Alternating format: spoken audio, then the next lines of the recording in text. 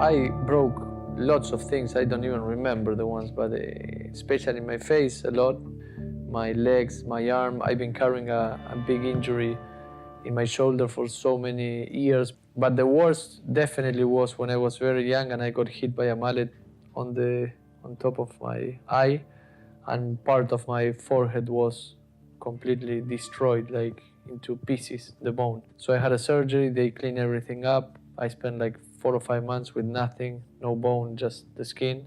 That I talked to my mother. I was 10 years old and I said, I think I'm gonna quit polo.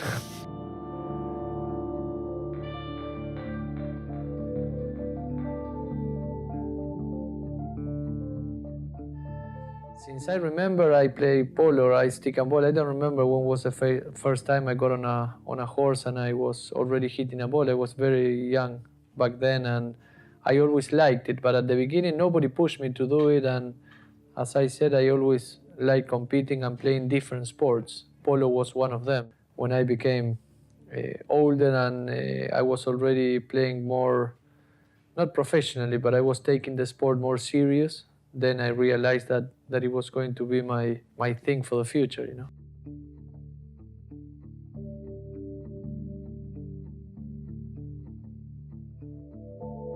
Just to criticize the sport a bit, let's say, I think we're a little bit behind in terms of security with helmets and different things.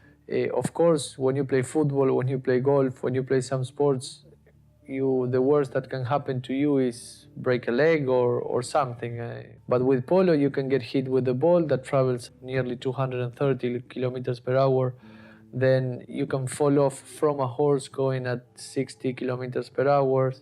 You can be crushed by another horse during the field. We go very close, one horse to each other, and sometimes if you turn to the wrong place or you didn't see somebody coming, you can be crushed or you can crush somebody else. So many things can happen, and things happen so quickly that sometimes are difficult to control. Being hit by the mallet as well is another thing.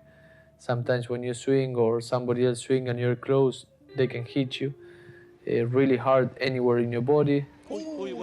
Qué caída fea. La de Pablo McDonough. Well, that day I was a bit unlucky. I was about to receive a pass, and the pass was short, and the opponent took the ball and turned right. The moment I tried to come close to him and I was behind him, he missed the ball and he made another swing and tried to hit the ball again. And in that moment, he hit the head of my horse. So my horse fainted. So from 1 second to the other, the horse went down.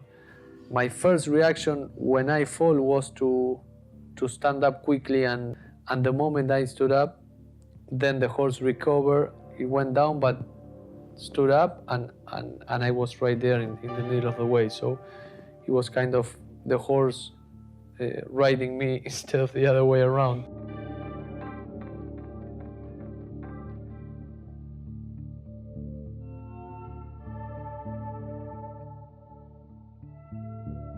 When you get to the field and you play, I give you the example of the Argentine Open. When you go out there and you have the people watching, especially in a final, you forget who you are, you just want to win. And polo gets as well, you get the adrenaline of being on a horse. It's a bit of a lifestyle as well, because you have to dedicate a lot of time to the horse. It's not only about me, it's about how the horse can perform. So it's a combination of so many things. But if I have to say why I like so much polo, is because right now it gives me a huge chance of competing and doing something I like every day.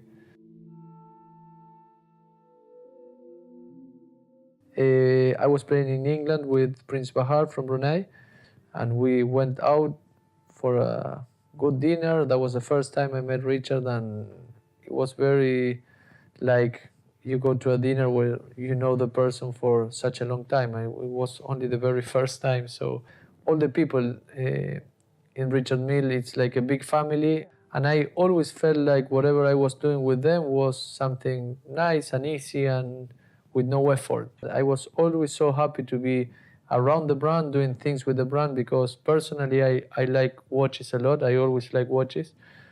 So it's a bit of a privilege, and how lucky I am to be linked to or a friend of the brand which is always around.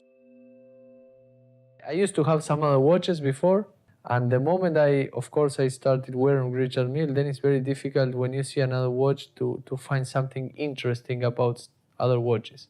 I was so happy the very first time I saw the watch in 2012 at the fair, and it was very impressive how strong the watch is. It was hidden by a ball, by a mallet, by a stirrup, by another horse.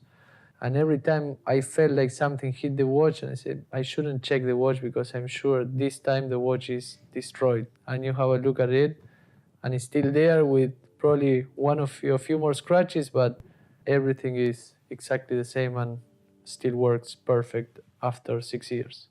Sometimes I wear some other pieces from Richard Mille, but always get back to the 53 is the one I like the most.